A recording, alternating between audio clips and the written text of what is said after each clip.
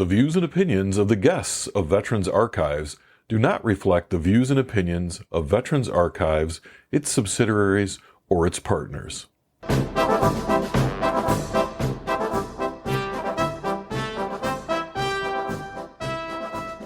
Hello and welcome to Veterans Archives. This is a podcast where you can learn about our military history in the words and voices of the men and women who lived and created it. I'm your host, Bill Krieger, and let's listen to our next story. We are here. The date is October 16th, 2023. We are here with Major Ryan Reynolds. How you doing today, Ryan? Doing well. How's it going? Great. Good. Well, thanks for taking the time to meet with me today. We're going to talk a little bit about your experiences in your military career. I know you're still kind of going after it. Yes. I'm still in. But let's start off with where you're from and what year you were born. Okay. I was born in 1977, and I guess originally where I'm from is a small town called Lennon, Michigan. Very small. Went to high school in Durand, Michigan, nearby. So, yeah. Office 69? What's that? Is that Office 69? Yep, just north of 69, about 15 minutes west of Flint, and 15 minutes east of Owasso. So okay, yeah. So was there a hospital there you were born in? So I was born in Flint Osteopathic Hospital, I believe. Yeah. And what was the date you were born? October 4th. October 4th, 1977. 1977. Yep. And what were your parents doing at that point in time? For like a living? Yeah, so my dad worked for General Motors, and he was a union guy, shop rat they called him, worked on the assembly line back in the day when you could like still drink out in the parking lot on your lunch break. And my mom, I don't think she was working when I was born, but I remember right around the time I hit kindergarten, I think is when she started working, and has worked ever since until she retired. And where'd she work at? She worked at, it was called the Durand Convalescent Center. It's like an old folks home. Okay. Called it Old People's World. Old People's World. Yeah. Right on. So did you have any siblings growing up? Yep. Just one. My sister, Roxanne. She's older than me by 3 years. She's also in the Guard, or was in the Guard at one point. Yep. Well, actually, she retires here. She just retired, actually, and she's having a ceremony in a couple weeks. So, yeah, she did, I think, close to 30 years in the military. Yeah. Oh, wow. And now she's a federal technician here in Lansing. Okay. So, yeah. Now, did you did Army and you did National Guard, correct? Yep. Active duty Army is where I started out, and then had a break in service. Decided I wanted to come back in because I missed it, but went the National Guard route. Okay. So you had a sibling. Your parents both worked, mm-hmm. and where'd you go to high school at?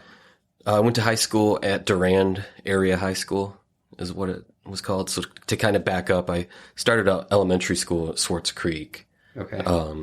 And then moved to junior high level in that Lennon Durand area. And so, yeah, eventually ended up graduating high school in Durand. Okay. Did you do any sports in high school? I did.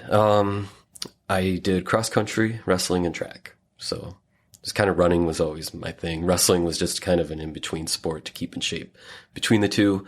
Got really strong from it, but I always hated wrestling. I just wasn't like one of those kids that started wrestling when they're like 6, 7, 8 years old. I would literally started in high school.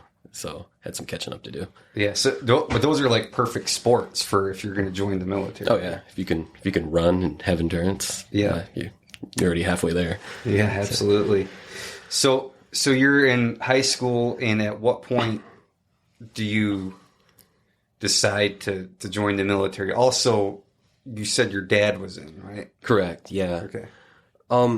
So it wasn't anything I was thinking about in high school. Like most kids, I was like, I got to go to college. You know, it's all about college. I wasn't thinking trades. I wasn't thinking military. I was just kind of thinking how everybody else was thinking. Had no idea what I wanted to do, but was just thinking college was the way to go. And so that I went to Spring Arbor University well, back then it was Spring Arbor College, called it SAC. It's Spring Arbor University now, but, What year did you graduate high school? 96. 96? Yep. And then you started at Spring Arbor in what year? 97 or 96? It was the fall of 96. Okay, fall of 96. Mm-hmm. So you go to Spring Arbor and what were you planning on majoring in? Yeah, I started out, cause I went to church a lot as a kid. And so, Spring Arbor's like a Christian school. And I was like, oh, I'm going to go into youth ministry. And very soon into college, I was like, yeah, I don't think I want to do that. And I thought about maybe like law school. So I did like the pre-law political science route. And I was only there for about a year. They have very strict rules on like swearing, drinking, guys and girls in the same rooms together or whatever. I actually got kicked out because over Christmas break, I had like 4 beers. It's the first time I ever like really drank in my life. And someone told on me, so I got kicked out of Spring Arbor. Oh, wow. And of course, at that point, I was, faced with like, okay, what am I going to do now? So started thinking about the military, and it wasn't like the first time, like you said, my dad was in the military. But it was always kind of like a mystery to me because, Vietnam vet, it was, typical of a lot of Vietnam vets just did not talk about the military ever, good or bad. And, the family legacy was there though. His dad had been in World War II vet, his dad's dad. And so, it kind of got me thinking. Part of the reason was like, I guess it just needed something to do, but the other part was, it's the family legacy piece of it, and actually did have genuine interest of doing it. I never wanted to be one of those people that was like, I thought about joining, but just never did. And I was like, well, now's the time. Don't have anything else going on. Let's see what this is all about. So you're at Spring Arbor, you're kicked out, and then you go back to Durand? I worked in the area, the Spring Arbor, Jackson area. Okay. I happened really kind of quick from getting kicked out of that university to deciding to join the military. And once I, signed the dotted line, it's a couple months sometimes before you ship off anywhere. So I just stayed in the area and worked until it was time to ship out. So did you go to like Jackson Crossing and did you walk like in there like I'm ready to go, or? Yeah, I guess it was at Jackson Crossing. That's right. It seems so long ago now. I forgot. Yeah, I just walked right in, and I wasn't recruited. I recruited myself, kind of a thing. Yeah. So, yeah. So you walk in, and then you walk right into the Army office. You don't shop around or anything. Nope. I was like, I'm going to do Army. That was it. So I thought I knew enough about the other branches, to where Army was the way I wanted to go. Okay. So you walk in, you meet a recruiter, and then, what happens next? Walk me through the process before you. Yeah, just said, hey, I thinking about joining the service, and anyone who's recruited before, they give you the whole, you sure you want to join, and what do you want to do? And I don't remember how I came to know that I wanted to go into the military police corps, but like I came in as like, I want to be an MP, and that was it. I started paperwork that day. So I think I had to do some push-ups or pull-ups or, show I could do something physical. So you go to MEPS. Yeah. Did you go to the MEPS in Lansing? Lansing MEPS. Yeah, sure did. And so you get through the physical process, the ASFED process, and you say, I want to be military police. And when you go in to sign, this is what year? This was 97 or still 96? No, this was 2000. This was 97-ish. Yeah. Probably 97, 98. Okay. Yeah. I completed trying to think now if I completed a whole first year at Spring Arbor or not. But it definitely wasn't 96, 97. I think it was like 98. So, okay. Yeah. So you go to MEPS, and then when you go to MEPS, when you sign a contract, was it on a computer or was it on a typewriter? Oh, I don't even remember. God, I don't think it. Yeah, I can't even. I don't remember what it was. It's probably on a sure typewriter. Typewriter, because I joined in '99, and they had a typewriter, and I remember they had like the different types of paper, like the carbon copies. Yeah. Yes, I would imagine it was, unless they changed it when I joined. Anyways,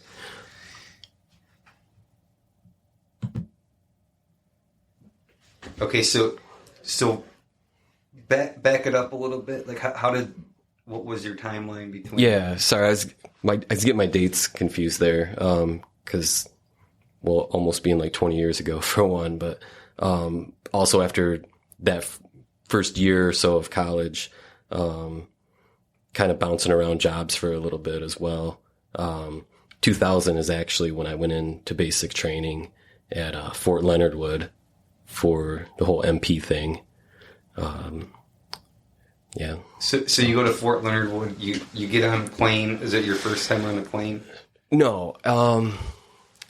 I think my first time on a plane was, I think it was freshman year of high school. Took like a missions trip with my church down to Honduras. So. Yeah. A lot of people, it's their first time on a plane when they join the military. Yeah. So you get to basic training and kind of walk me through like what you were feeling when you got off the plane. Like how did it process? Did you get off the plane and then get on a truck or? Yeah, it was either plane to bus or plane to what they call.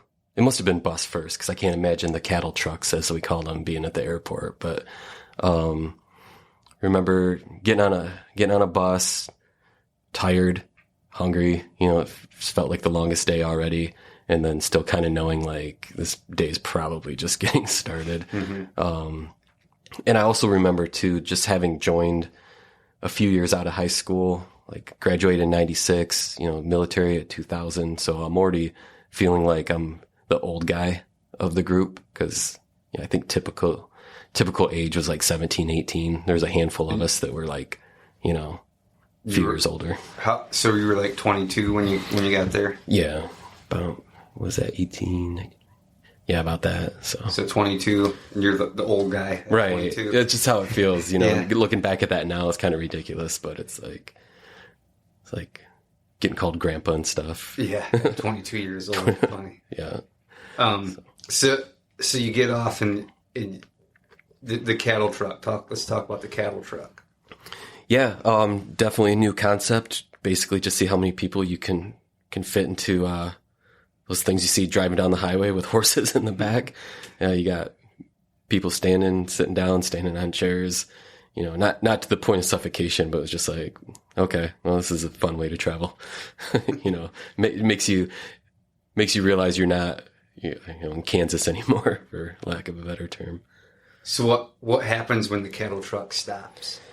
Early on in basic training, I mean, of course, there's a lot of like yelling. Everything's yelled from the drill instructors and whatnot, very forcefully and very demanding. And so, the first few weeks there, it was just, you finally stop and you're getting yelled at to get your ass off the cattle truck and form up and do whatever.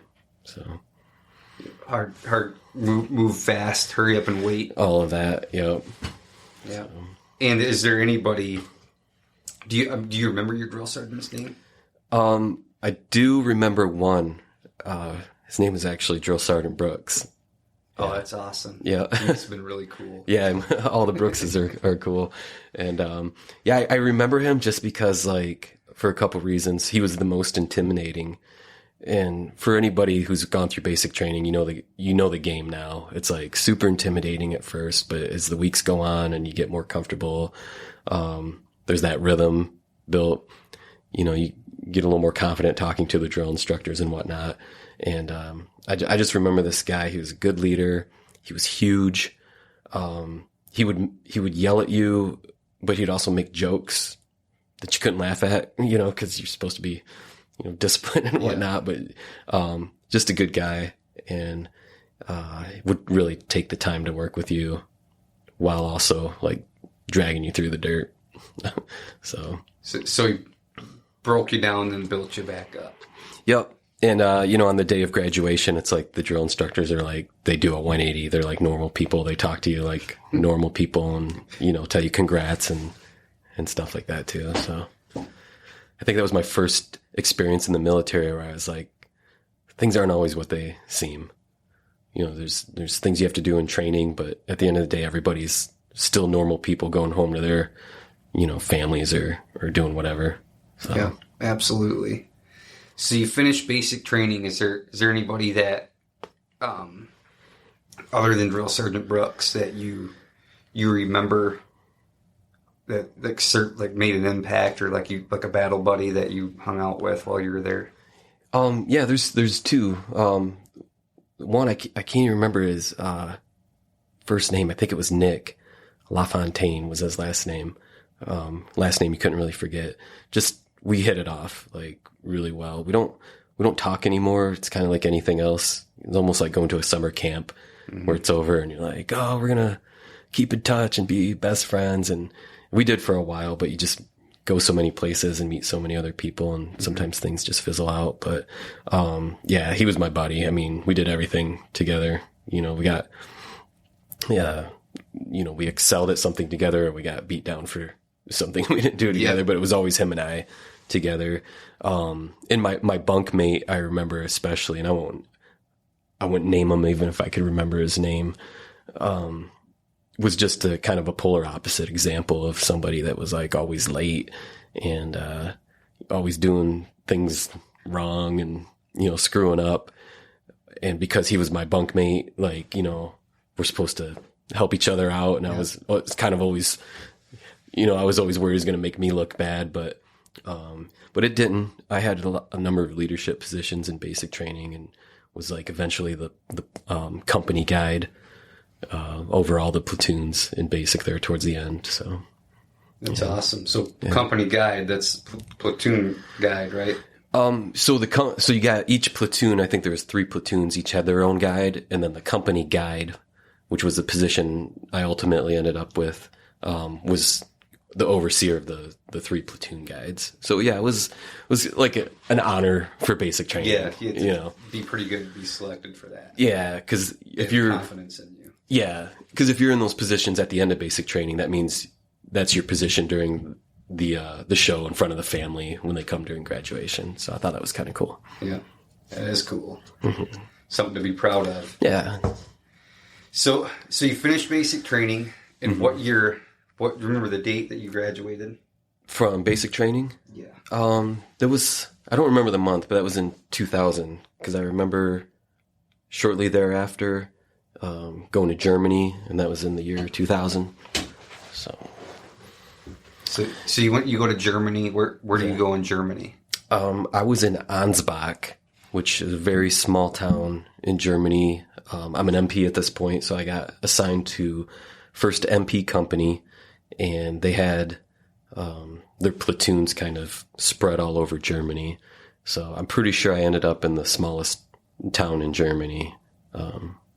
As an MP, but did get to see quite a bit of the country though. So when you went through maps, did you pick Germany? No, I think that was something that they asked us during basic training, like toward the end, like, hey, what's your top 3 duty stations? And so, and then they had like a list of choices, and I think Germany was my first. And I think like Hawaii or something else was my second. But I was just like, I can always go to Hawaii, someplace United States related. I want to go overseas. So. And are you, so you get to Germany, and what's your thought when you, tell me like your experience like when you're getting off the plane, get to your unit? Yeah, I remember didn't really know what to expect. And when you're traveling overseas through the military, you're in the confines of military. Like even when you land at the airport, it's the military area of the airport. So you're not really engaging with the culture or seeing things other than the same kind of military style things you've seen. And I remember being in this waiting room for my new NCO to show up, and he shows up, and I'm out. I'm done with basic training. I'm done with AIT. So I'm like, I'm made. This is where military life starts getting good. And this NCO walks in, and he's like, "Are you you Private Reynolds? And I'm like, yeah, what's up, Sergeant? And he just like, his look just gets like deadpan. He's like, what's up, Sergeant? And he just drops me right there, and I'm doing push-ups for like the next 20 minutes. Right when you get there. Yeah. And I'm like, oh no, Germany. this isn't, it doesn't get better, does it? But, you know, in retrospect, it's like, you know, it wasn't showing like proper courtesy to a higher ranking NCO. And it just got better from there though. So, yeah, as far as, I think it was at night. I couldn't see anything. They just, you know, they give you your room and say, see you in the morning, you know, 05, 06 or whatever. And it was the usual transition. It's all new people, all new environment. But it came really quickly to like love the military and the German culture as well. So, what was your favorite thing about the German culture? One of the things, I don't know if it was my favorite thing, but it was certainly helpful, was, you know, everybody spoke English. So it makes it easier. Yeah. I mean, I would have loved to have learned more German, but a lot of the German people that I interacted with wanted to use their English. And so I was like, all right, this works out. Food was great. The country's beautiful. You know, everything there is historical. We have buildings here that are 200 years old, and we're like, oh, this is a historical building. And, you know, over there, it's like 2,000 years old, you know, or something. So food was great. Beer. How was the beer? Beer was amazing. Yeah. I mean, drink warm beer? No, I don't recall ever drinking a warm beer. I used to drink like soda or pop, depending on where you're from, what you call it. Yeah. I do remember like the soda being warm. I don't remember having a warm beer. I remember having a Cola Weissen. It was like a wheat beer mixed with like Coke. Uh-huh. Yeah, that was interesting. So, yeah. What was it called? Cola Weissen. Cola Weissen. Mm-hmm. Yeah. If you're, you know, whoever's listening to this, if you're ever over there, make sure you get yourself a Cola Weissen. So was like the surrounding, I mean, what did the terrain look like? Was it mountainy? Was it flat? So where I was at the best thing I can compare it to is Michigan. It looked a lot like Michigan. A lot of pine trees. There was like some rolling hills, but no mountains. I'd gone to the mountains south, to the border with, where the Neuschwanstein Castle is. Is that like where it's like Switzerland? Is that Switzerland. So I don't know why I blanked out on that. And that castle was like what the Disney castle is modeled after, and that's where. Oh wow! That's where the mountains were, and that's really the first time I'd seen mountains. Like real mountains, like real legit like mountains. North Michigan. Yeah, Boyne Mountain or something like that. No, this is like the real deal. And the thing I like too is you could drive any direction a few hours, and you know, you drive 3 hours west and be in Paris. You know, a couple hours south, be in Switzerland. A couple hours north, go to Berlin, which I never made it to. But yeah. Did you go to Paris? Went to Paris for a weekend. Yep. Parked in the street, not realizing that it was like the Tour de France. So I woke up the next morning and like my vehicle was the only vehicle on the street, and it had a fair amount of vandalism done to it. Oh wow! Yeah. What kind of vehicle was it? It was a piece of crap. It was like a 1980 BMW 3 Series, like General Lee Dukes of Hazzard red, whatever that color is. I think I was probably the fourth or fifth owner, because you know when you bought it from the lemon lot in Germany. Yeah, for some soldier that was, you know, deploying back to the U.S. and needed to sell their car. So, yeah, it was a gem. Yeah, I remember those days. Mm-hmm. So you go to Paris, and any other places? Did you visit any place else you want to talk about? No. Well, I went to the Czech Republic actually for about 30 days. That was part of a training, so it wasn't like a cool trip, getting to see the country, but that was with my unit. And I think that was really the only other place I'd been to at that moment. Been a ton of other places since then, but on that particular tour, yeah, that was pretty much it. Nuremberg, go down there for Oktoberfest, a couple other cities within Germany, but yeah.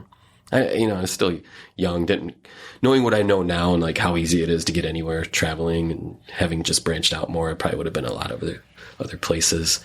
What I didn't mention too at this time though was I went over there initially by myself, but then my wife at the time joined me a couple months in as well.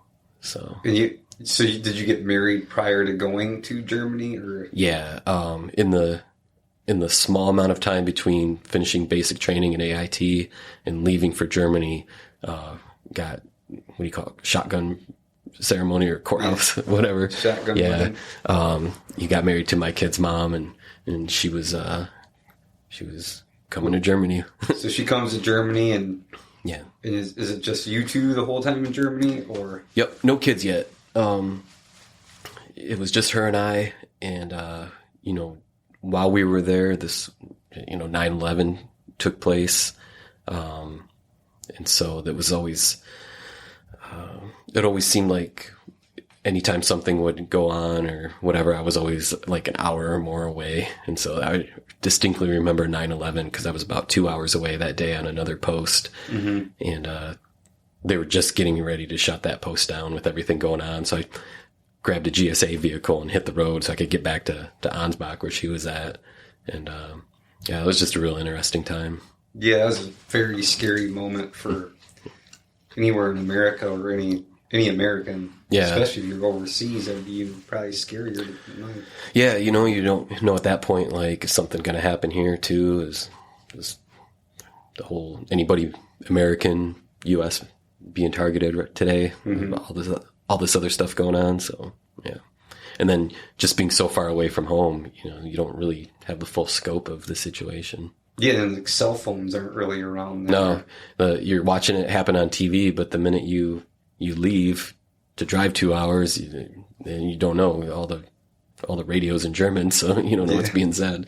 But yeah, crazy time.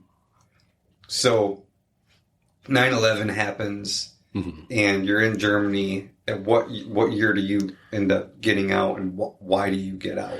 Yeah, so now fast forward to 2002, I now decided to do the Green to Gold program, which is basically you're enlisted, gives you the opportunity to come off of your orders, go get your degree or finish your degree, and then come back into the military. So I decided to go that route, and a little bit of the decision too was, I know my wife at the time was really missing home. Mm-hmm.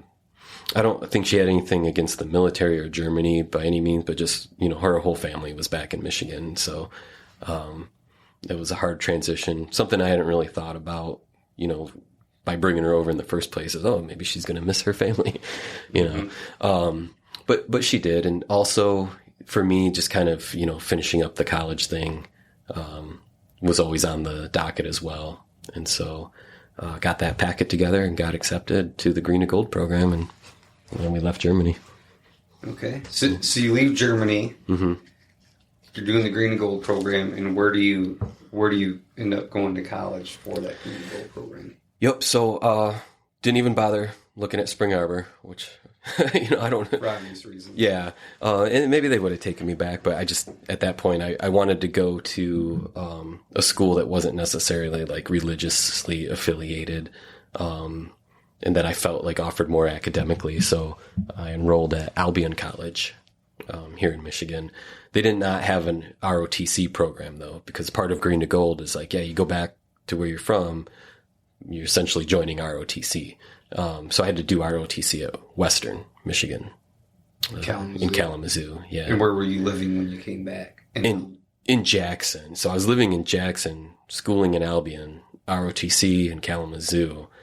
But then also because at this time, we had our firstborn, Dean, I have to work as well. And I'm working in Dexter, which is near Ann Arbor. So it was a lot of driving, a lot of studying, raising a new family, getting a house. Very much was like a non-traditional college student at this point. Where were you working at in Dexter?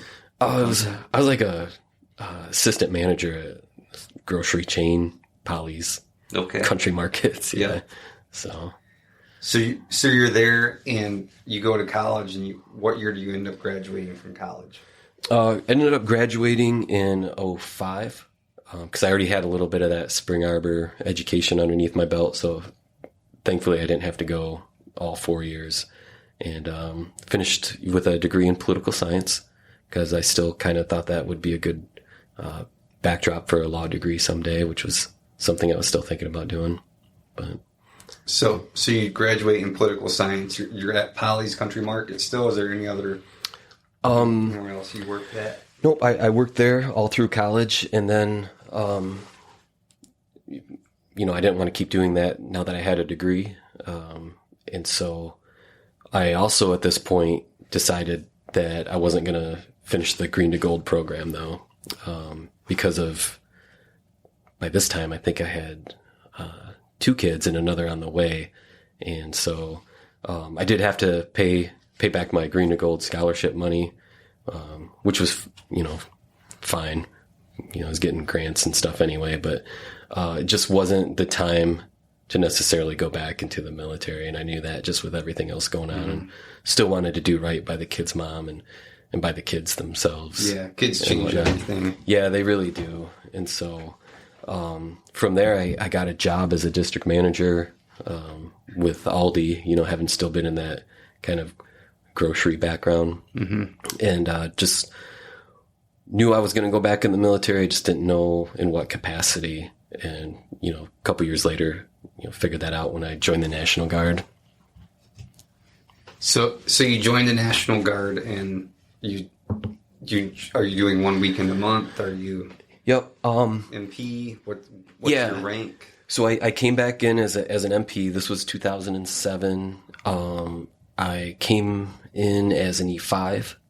So were you an E5 when you left Germany? When I came out of the active duty side, and came in the Guard E5. Or you know what? Actually, no. I came in as an E4. I made E5 about a year into that. So 2007, you came in as an E4, and then you made E5 like a year after that. Yeah, I think it was like 08, maybe close to 09. But yeah, MP, 1776 MPs out of Taylor, and 1 week in a month, and then at what point? I know your history a little bit. So at one point you get hired into military funeral honors, right? Correct. Yeah. It was just an opportunity that came up. I don't know. I don't remember how you and I met. But I think I met you after reading about the opportunity. Maybe it was like posted on somewhere. I don't remember if I was approached by somebody, but whatever it was, I was like, oh, funeral honors. That sounds interesting. And it was a full-time gig. And, I think once again, I was probably between jobs at this point, and gave it a shot. Yeah. Yeah. And did that, gosh, what was it, 2 years, 3 years maybe? I don't know. I think you were there for like 3 years. I feel like we worked together for a long time. Yeah. And then you did. So tell me a little bit about what you did at funeral honors. Like, what were some of your job description? Yeah, basically just a member of either a 2-man, sometimes 4 or 6-man or woman team. You're showing up to the service of a deceased service member and rendering, the honors that come with that, playing of taps, firing of the rifles, folding the flag. And by far what's the hardest part of all that is presenting it to the family member afterwards.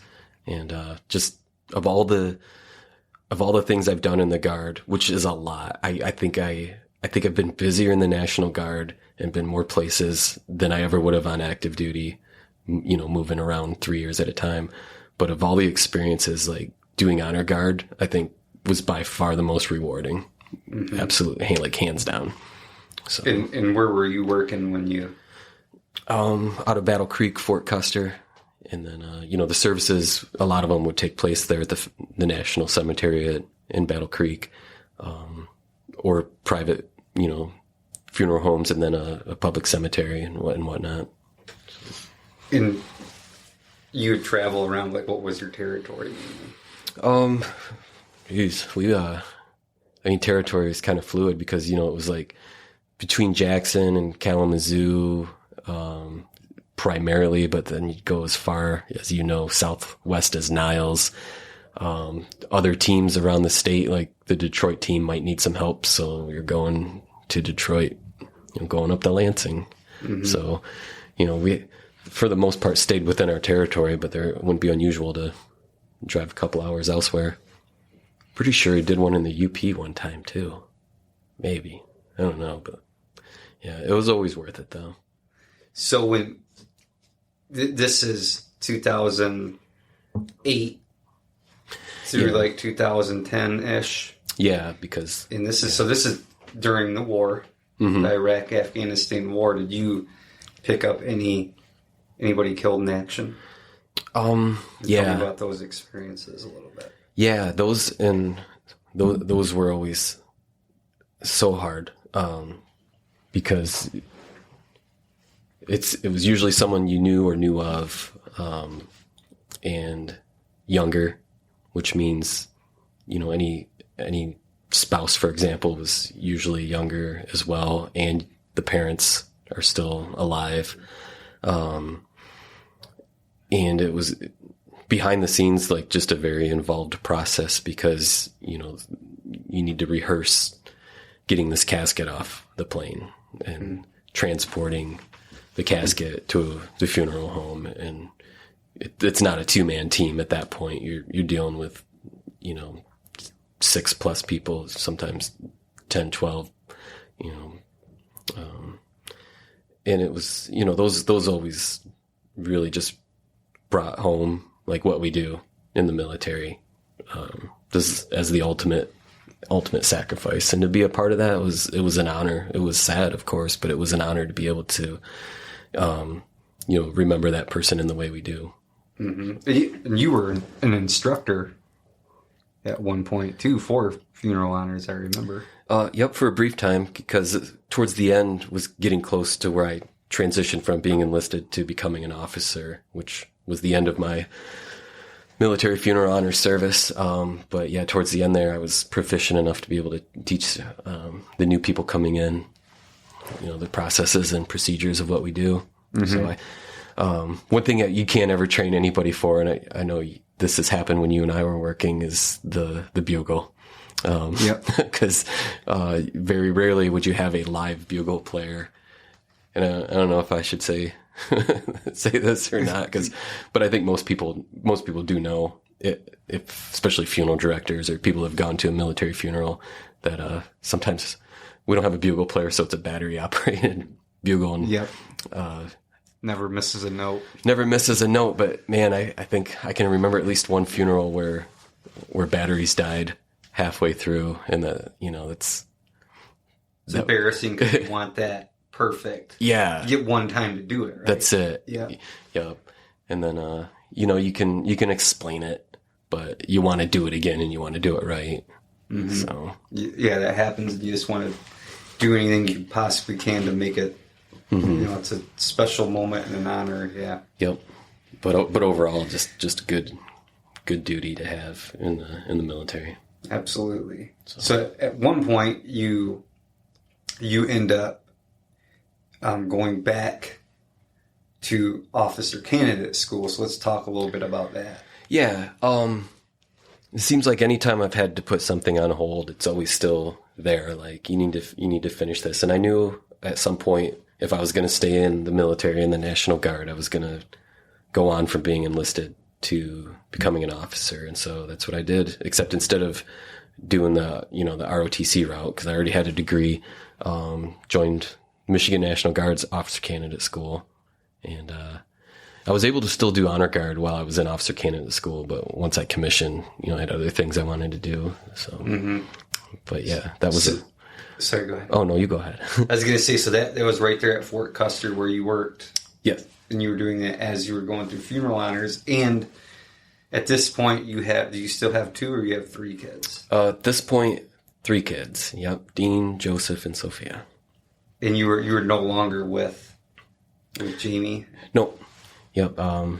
At that point, divorced, I think, end of 2009, beginning of 2010.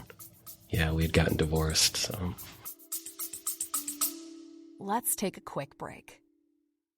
Veterans Archives is a 501c3 nonprofit organization, and we rely on donations from our listeners. If you are enjoying these stories and would like to support our continued efforts, please go to www.veteransarchives.org and select the donate button. Thank you.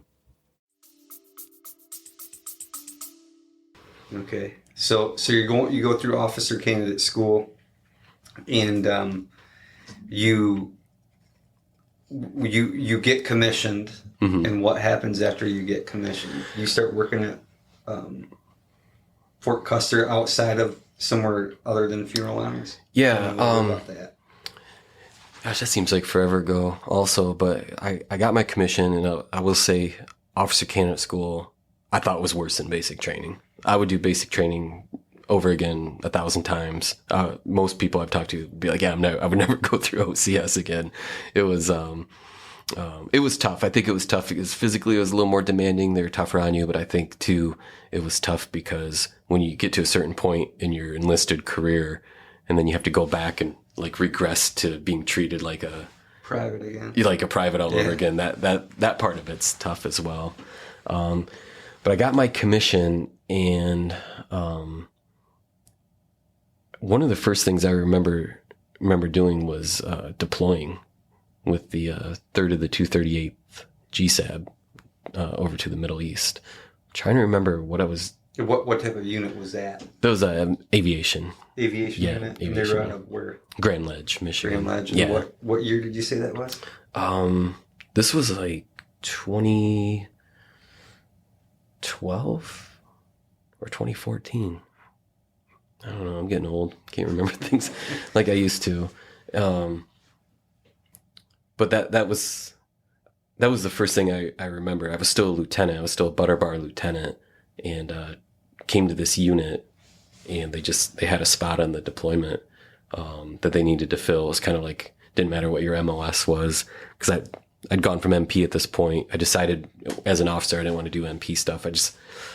Part of my experience in the military, I was always wanting to try different things. Mm-hmm. I think the Guard does a really good job of allowing you to do that. And so I was like, logistics sounds cool, So I went into the quartermaster branch and got to this unit.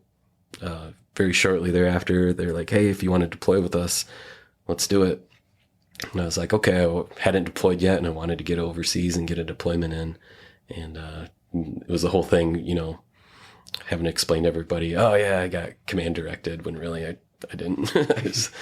I volunteered for that shit. Yeah, I feel like you hear, like, and I knew you when you were enlisted than when you were an officer, and Mm-hmm. and there's many others, and I felt like everyone that commissioned, like as soon as they commissioned, within like a couple years, they're overseas. Yeah. Mm-hmm. And that was the start of a lot of overseas experiences, deployments and otherwise. So you get plucked for deployment, mm-hmm. And you go with the unit, and where do you go? So we went to Camp Buehring, Kuwait, which, in retrospect, it wasn't like the greatest place to go. But it was a good deployment, met a lot of good people. The reason they say it wasn't the greatest place to go is just it's in the middle of nowhere, and there's, wasn't really a lot happening there, but it was a good place for like aviation assets to be staged, of course, and whatnot. If anybody listening's ever been to Camp Buehring, I mean, there's not much more to say about it, And what kind of things were you doing? As like what was your mission? Yeah, so because I joined this deployment, they didn't really have a specific job for me. They were just trying to fill the Manning document. I was like the kind of like an assistant to the S3. So I was helping out with a lot of operations, learning a lot about aviation. Had never really been exposed to the aviation community before. Great people. So unlike, how I don't really talk to anybody in basic training anymore, there's a number of people from that deployment, like I still talk to and see on a regular basis today.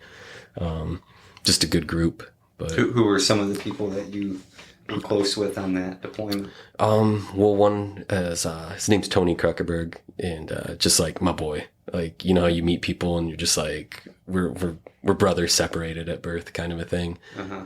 He was one of them. He was really one of the first people to take me under his wing. You know, a new guy. I'm not an aviator. I'm not even like a crew chief. I have no aviation background. So kind of took me under his wing and introduced me to the community. He was one of them. Todd Fitzpatrick, who's a colonel now, still in the National Guard as we speak. Just a great example of leadership. Lee Fuller, one of the chief warrant officers, pilots, who I work with, like currently what I'm doing right now too. And just, I think what you get from a tight community like that, like once you're invited into it, you kind of get to stay part of it. So help each other out after the fact. Yeah. And I think too, anytime you go anywhere, especially as an outsider, you just got to find like what your value add is. Like, how are you going to add value to what they're doing, especially when you're not, you know, qualified to fly helicopters, for example. Yeah. So. Okay. So you're there, and what you have 3 kids at this point in time. How often were you able to talk to them while you were overseas? Yeah. Quite often. You know, at that day and age, I think the ability to communicate back home was better than probably what it was when the war first started. They were all in elementary school, and I remember going into a booth one day. They had like books you could read to your kid, and they would record it, and then you send it home to you and stuff like that. So we were able to communicate really as much as I could make time for, but also when kids are that young, after about 2 minutes, you know, on the phone, they don't really have much to talk about. And I think, my parents were always around growing up, and, you know, they were going on deployments and stuff. So I always try to think what it was like for my kids. I think it probably gets harder as they get older, you know, but yeah, we were able to talk. And what was the time difference? 6 hours, I want to say 6 or 8 hours. So there was always trying to juggle that as well. You know, do I want to talk to my kids when it's midnight here, or when it's, you know, I don't know, noon, but I'm at work, or whatever it may be. So, yeah. So you leave, so you get to talk to your kids, and then you find out, like, when do you find out you're coming home? Did you already have a date, or? Yeah, there was a set date, and I don't think it got, delayed too much. You know, anytime you go anywhere, there's a possibility of leaving a little sooner or a little later. And I think on this particular deployment, it was a little bit later, but not too much off. So, do you remember what date you came home? I don't. I'd have to. I'm horrible with year. I'm horrible with dates. Gosh, I want to say maybe 2015. Yeah, maybe October of 15. So October of 15. Yeah. And you come back, and then are your kids there when you get back in town? Oh yeah. Yep. I mean, it's the worst thing in the world to have to leave them, but like when you get reunited, when you come back, it's, you know, it's so awesome. And then of course there's like the transition phase of, you know, you don't just jump right back into how the things were, you know, you kind of ease back into it all, but yeah. So you get back from deployment. Did you think like, you said transition phase. So how long did you think? Did you have like problems adjusting back, or? Me personally, I didn't. I think just like when you haven't seen somebody for that long, everybody looks different for one. Kids look a little bit older. You know, dad probably looks a little more tired, or whatever it may be. And it's just reconnecting, I guess, which by no means was hard to do. But, you know, you've just been overseas doing your thing, you know, sun up till sundown, and kids have been doing their thing and just trying to figure out where everybody's at in life and what you missed out on.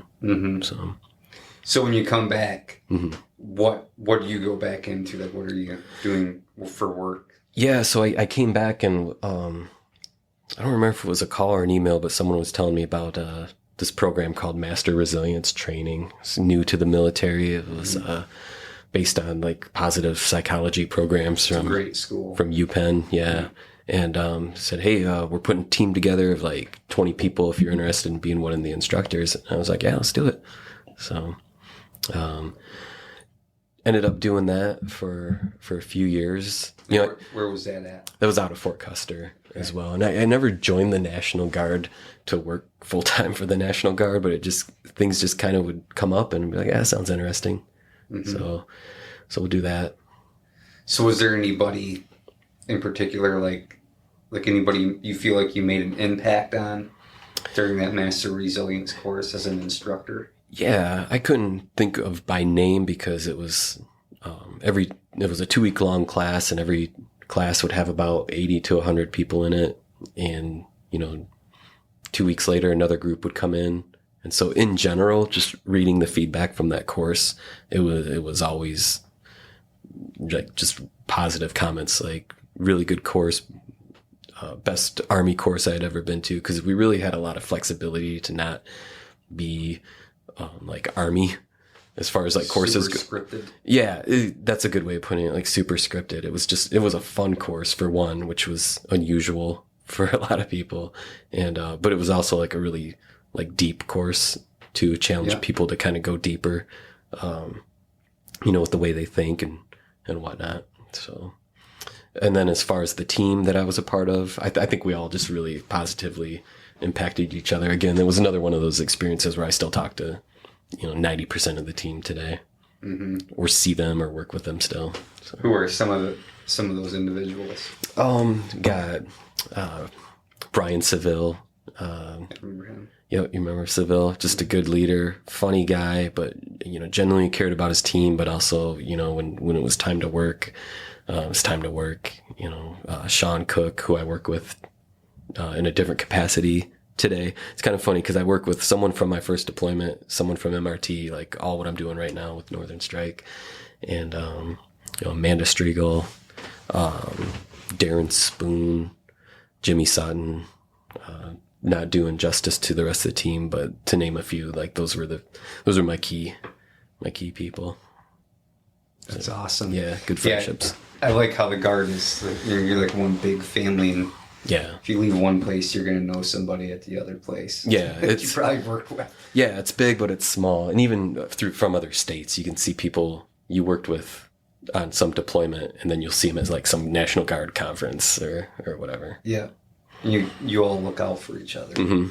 Yeah, absolutely. So you're at MRT, and once you leave MRT, where do you go? Yeah, so this kind of going back to like I never joined the Guard to work full time for the Guard, and the MRT program actually lost funding. They had to give there were 2 or 3 locations MRT was being taught. Only one location ended up getting permanently funded. So. Is it Fort McCoy, right? Fort McCoy, yeah. And much to most people's dismay, because I think any of us would still probably be doing it. It was just a good gig, but that anyone who's ever been on ADOS orders knows like your funding can run out. You just don't have a job anymore. Yeah. But it got me like thinking like, okay, like it's time to work on the civilian side. Like you keep telling yourself, and joined Consumers Energy around this time through a program they have called Gas Boot Camp, which is designed specifically for military vets, whether you're in the Guard or you're a retiree or whatever, to join the company on the union side, which is kind of like unheard of because it's a hard company to get into as it is off the street. So very fortunate to have come across this program and applied and got accepted, went through the training, and still there to this day. Okay. So what do you do at Consumers? So I started out, I was in gas construction on the union side, but I was working, the commute for me was about an hour and a half commute. And I was like, I just really want to get closer to home.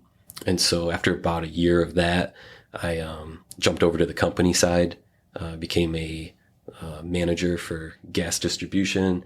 And then currently I'm a manager of gas pipeline, like the big underground pipelines. So I know there's one being built kind of in Howell. Mm-hmm. Yep. A huge one. Yeah. Every time I drive past it. Mid-Michigan pipeline. Enormous. Yeah, it's a big project. So, so that's where I work now on the civilian side. But did your skills from the military translate, like safety and? Yeah, I it's funny you mentioned that because a lot of the time will compare consumers' emphasis on safety with the military because it's like, it's so intense that I mean, they don't mess around when it comes to safety, and that's good. Especially with gas. Yeah, gas, electric, any part of the company. And they emphasize also, like, you know, don't just be safe at work, like be safe at home or be safe when you're out doing extracurricular activities. They really instill that mindset, similar to, you know, how the military does as well. So absolutely. Safety's extremely important in those types of positions in the military and outside the military. So you mentioned you're still at Consumers, but right now you are working full time as, what are you doing now? Yeah, just kind of another intricacy of the National Guard is there's usually always full-time positions available, and I wasn't really looking to come back on full-time orders, but I received a call from a member of the Northern Strike Plans team, and they said they're looking for somebody to help them with distinguished visitor coordination for the Northern Strike exercise. And you know, this is a person I'd worked with before, Kevin Palmetier. He's since recently retired. Have the utmost respect for, and I was like, yeah, sure, would love to help. And so I'd only planned on doing it for a year. I learned very quickly no one's been in my role for more than a year. It's just can be pretty demanding and complicated at times, you know, doing the DV stuff.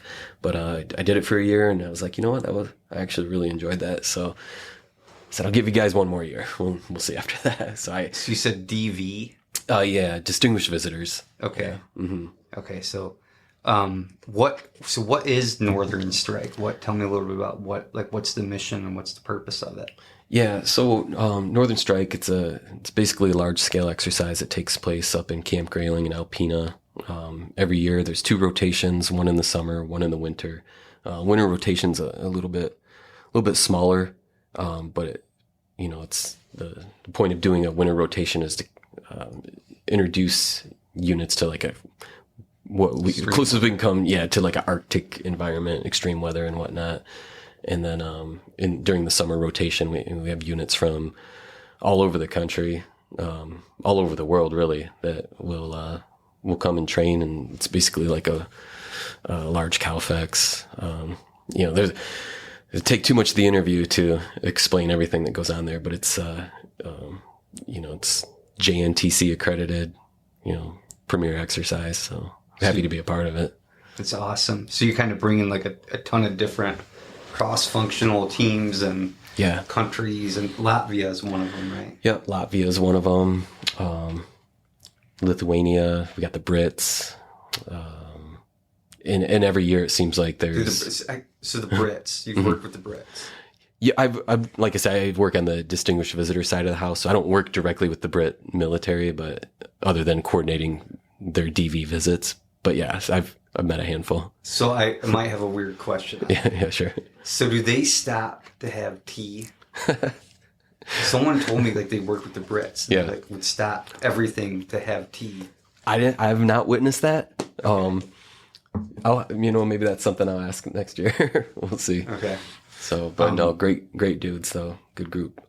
Awesome. So you also, I know at one point you told me you went to Latvia. Mm-hmm.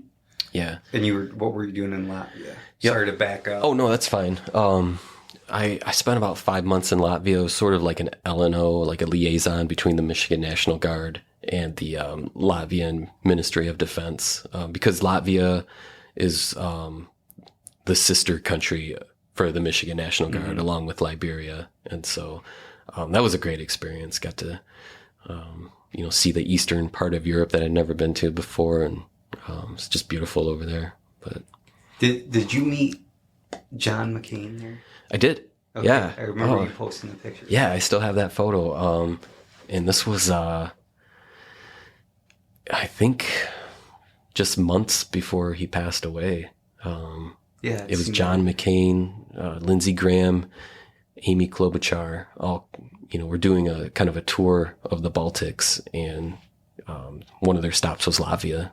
So were you telling him how we're doing things? Like you were speaking to him as like the tour? Nope. I was just lucky enough to be invited to the dinner at the ambassador's house, and because my position, but I didn't have any information that, you know, I was to share with him or any questions. It's just got to have some drinks and hors d'oeuvres with him, Lindsey Graham, Amy Klobuchar, and it was kind of cool. Yeah. So what did you get to talk to him, like have a conversation with him? Or? They all addressed the group as a whole, and then they were kind of just going around briefly shaking hands and chatting. You know, it was just some quick small talk, and no more than 30 seconds. Oh, okay. Yeah. What? That's a cool experience. Yeah, it was really cool. Yeah, when you mentioned what you do now, it kind of made me think about when you went to Latvia, and I remembered that picture with him. So yeah, wanted to bring it up. Mm-hmm. So I know you went to Latvia, and then there's also another deployment in there you could tell us about.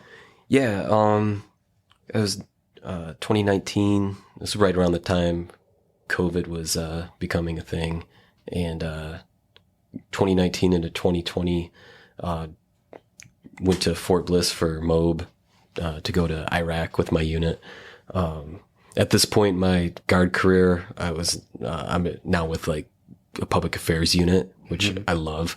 It's just a good gig, and been to a lot of places with that job as well. But we got called up to deploy to Iraq, and then broke off into smaller teams. So I got sent to northern Iraq, Erbil, and was attached to 5th Special Forces Group, which, as far as deployments go, I don't know if this deployment will ever get topped. This was by far the best experience I think I've had with the military, just kind of seeing how the non-conventional forces do things, how they, you know, cut out a lot of red tape and bullshit and just like do things. And, you know, the personalities that I worked with were all just really good dudes.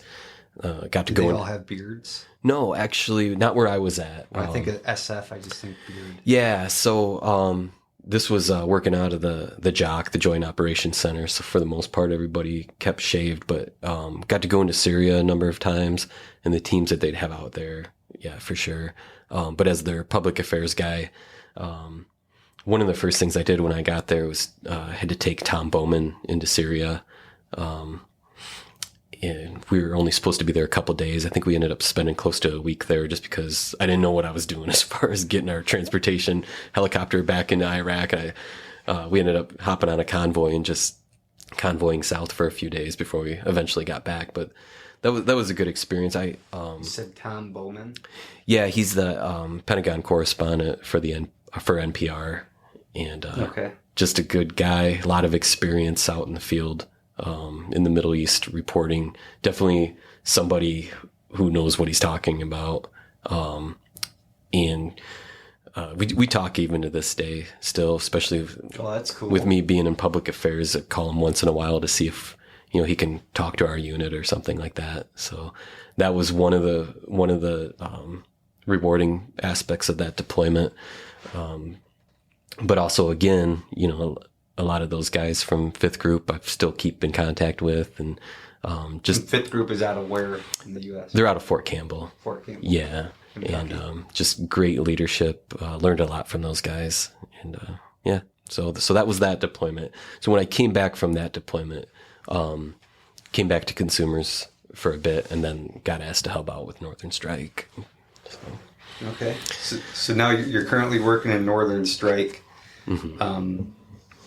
And the year is, again, it's October 16th, 2023. Yep. And you had an amazing career. Sounds like you had a lot of great experiences. Is there anything that you would want to add that you think, if anybody's listening to this conversation, you'd want them to take away from it? I would say, going back to, I think one of the first things I said about, you know this, you meet people and they'll say, thanks for your service. Man, I wish I had joined. And I know there's people out there who have tried to join and for whatever reason couldn't, because maybe it was a medical reason or you know, something physically that precluded them from joining. But it's like, good for you. I mean, at least you tried. But I feel bad when people are like, oh, I wish I would have joined, and like totally could have, because do it. Like, if I would tell anybody listening, if you're thinking about it, just do it. Worst case scenario, you don't like it and you get out after your initial enlistment's up, 4 years or whatever it is.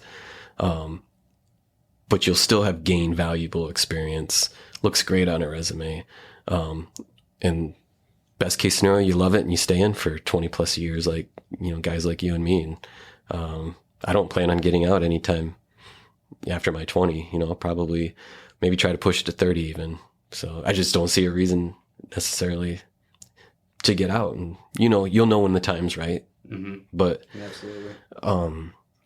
For me, again, I think, active duty is great, and I would have loved it if I stayed on there.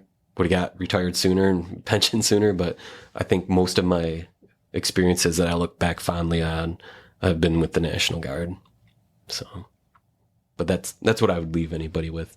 Just if you're even remotely thinking about it, do it. Thank you for listening to another episode of Veterans Archives, the podcast that brings you the story of the men and women who have created and lived our military history.